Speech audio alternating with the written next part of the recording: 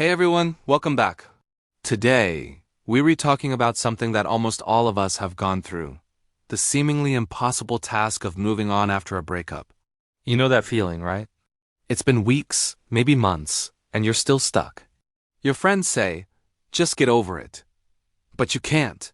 It feels like a part of you is missing. And no matter what you do, you keep replaying memories, wondering what went wrong.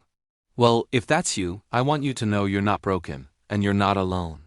There are real scientific reasons why moving on is so hard. It's not just in your head. It's in your brain, your biology, and your past. And today, we're going to break down exactly why you feel this way, and most importantly, what you can actually do to start healing. So let's get right into it.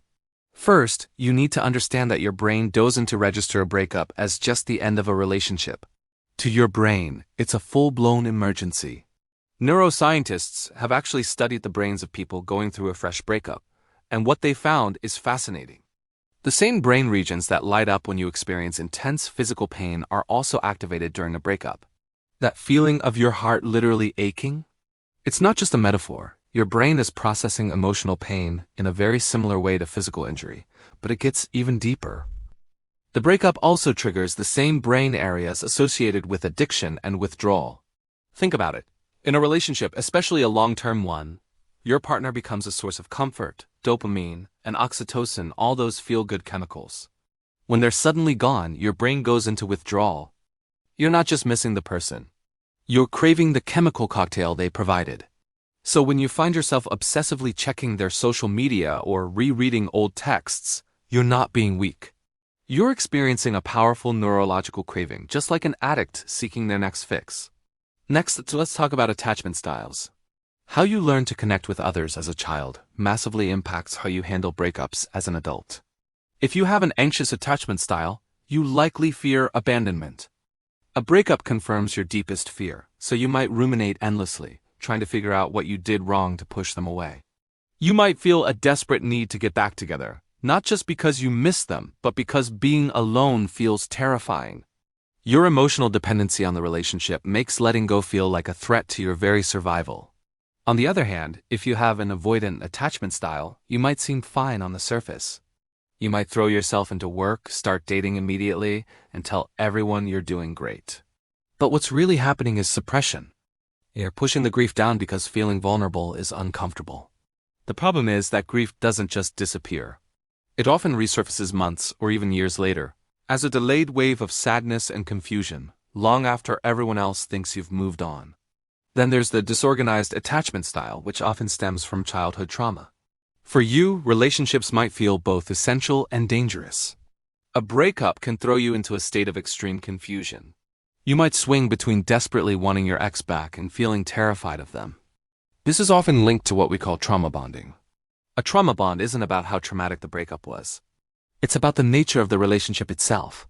If your relationship was a roller coaster of highs and lows, intense connection one day, conflict and distance the next, you might have formed a pain-based attachment. In these unstable dynamics, your brain gets hooked on the intermittent rewards. The moments of relief and affection after a fight feel incredibly powerful, creating a strong chemical bond. Even if the relationship was mostly painful, your brain remembers those moments of relief and keeps seeking them. You're not addicted to the person. You're addicted to the cycle of pain and relief.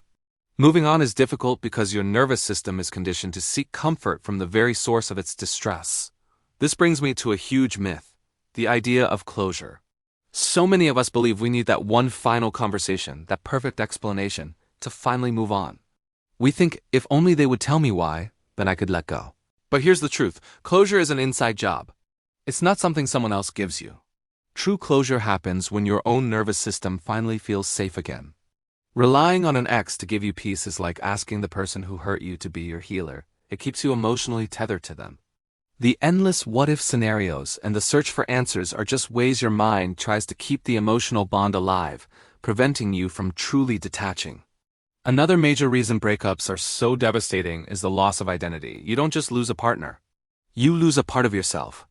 You lose the shared routines, the inside jokes, the future you were building together. You lose the version of yourself that existed within that relationship. Suddenly, you're not just you're you without them. This creates a massive void. The loneliness you feel isn't just about being physically alone. It's about a destabilized sense of self. Who are you now? What do you do on a Sunday morning? Who do you text when something funny happens?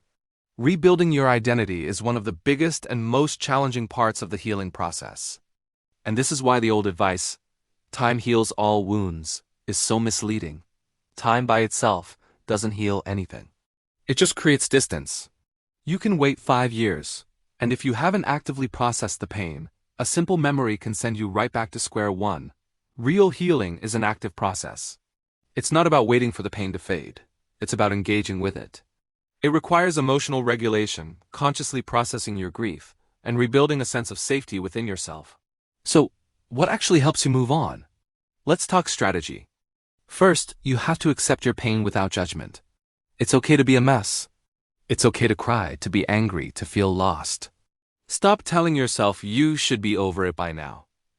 The moment you give yourself permission to feel whatever you're feeling, the healing can begin. Your pain is valid. Let it be there. Second, regulate your nervous system. You can't think your way out of a feeling you feel in your body. Before you can gain clarity, you need to find calm. This means doing things that soothe your nervous system. Deep breathing, going for a walk in nature, gentle exercise, listening to calming music, or even just wrapping yourself in a warm blanket. These aren't distractions. They are essential tools to bring your body out of a state of fight or flight and into a state of safety. Third, you need to detach from the fantasy, not the memory. We often don't miss the person as they actually were. We miss the potential we saw in them. We miss the idealized future we created in our heads.